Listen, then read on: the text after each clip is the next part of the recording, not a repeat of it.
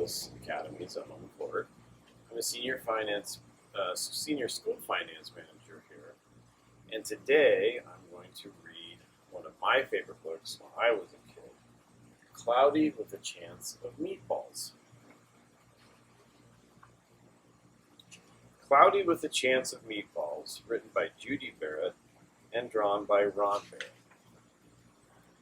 We were all sitting around the big kitchen table. It was Saturday morning, pancake morning. Mom was squeezing oranges for juice. Henry and I were betting on how many pancakes we each could eat, and Grandpa was doing the flipping.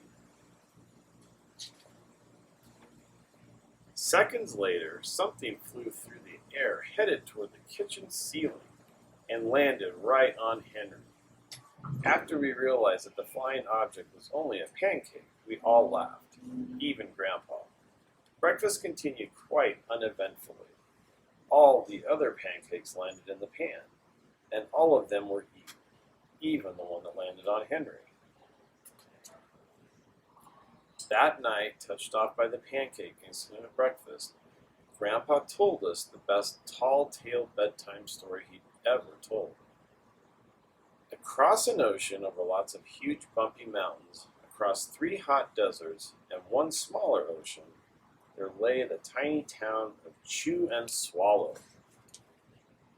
In most ways, it was very much like any other tiny town.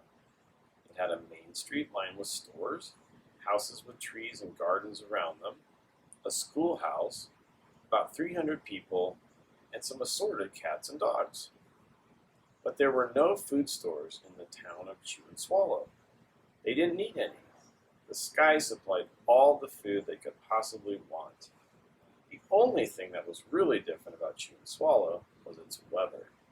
It came 3 times a day, at breakfast, lunch, and dinner. Everything that everyone ate came from the sky. Whatever the weather served, that was what they ate. But it never rained rain.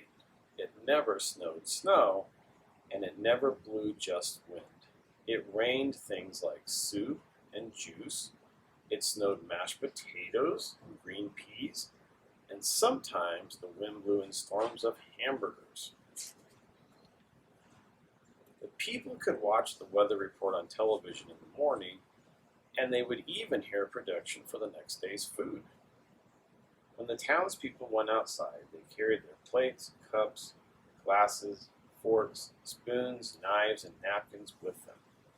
That way they would always be prepared for any kind of weather. If there were leftovers, and there usually were, the people took them home and put them in their refrigerators in case they got hungry between meals. The menu varied. By the time they woke up in the morning, breakfast was coming down. After a brief shower of orange juice, low clouds of sunny-side-up eggs moved in, followed by pieces of toast. Butter and jelly sprinkled down for the toast, and most of the time it rained milk afterwards. For lunch one day, frankfurters, already in their rolls, blew in from the northwest at about 5 miles an hour. There were mustard clouds nearby. Then the wind shifted to the east and brought in baked beans. A drizzle of soda finished off the meal. Dinner one night consisted of lamb chops, becoming heavy at times, with occasional ketchup. Periods of peas and baked potatoes were followed by gradual clearing, with a wonderful jello setting in the west. The sanitation department of Chew and Swallow had a rather unusual job for a sanitation department. It had to remove the food that fell on the houses and sidewalks and lawns. The workers cleaned things up after every meal and fed all the dogs and cats. Then they emptied some of it into the surrounding oceans for the fish and turtles and whales to eat. The rest of the food was put back into the earth so that the soil would be richer for the people's flower gardens. Life for the townspeople was delicious until the weather took a turn for the worse. One day, there was nothing but gorgonzola cheese all day long. And the next day, there were Brussels sprouts and peanut butter with mayonnaise. The next day there was only broccoli, all overcooked. Another day there was a pea soup fog. No one could see where they were going, and they could barely find the rest of the meal that got stuck in the fog. The food was getting larger and larger, and so were the portions. The people were getting frightened. Violent storms blew up frequently. Awful things were happening. One Tuesday there was a hurricane of bread and rolls all day long and into the night. There were soft rolls and hard rolls, some with seeds and some without. There was white bread and rye and whole wheat toast. Most of it was larger than I had ever seen bread and rolls before. It was a terrible day. Everyone had to stay indoors. Roofs were damaged, and the sanitation department was beside itself. The mess took the workers 4 days to clean up, and the sea was full of floating rolls. To help out, the people piled up as much bread as they could in their backyards. The birds picked at it a bit, but it just stayed there and got staler and staler. There was a storm of pancakes one morning and a downpour of maple syrup that nearly flooded the town. A huge pancake covered the school. No one could get it off because of its weight. They had to close school. Lunch one day brought 15-inch drifts of cream cheese and jelly sandwiches.